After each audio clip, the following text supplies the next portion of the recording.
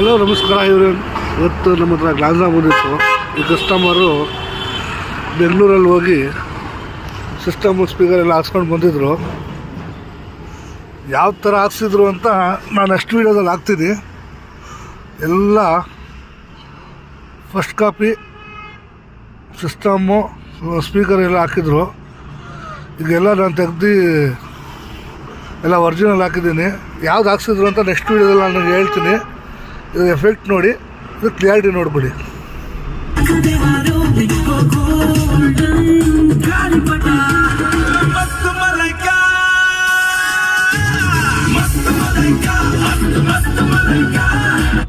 ಮತ್ತು ಈಗ ಇದ್ರದ್ದು ಕ್ಯಾಮ್ರದ ಕ್ವಾಲಿಟಿ ಚೆಕ್ ಮಾಡಿಕೊಡಿ ಯಾವ ಥರ ಇದೆ ಅಂತ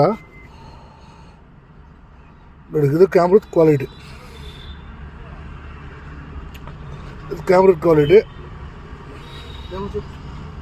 ಇದು ಪಿಕ್ಚರ್ ಕ್ವಾಲಿಟಿ.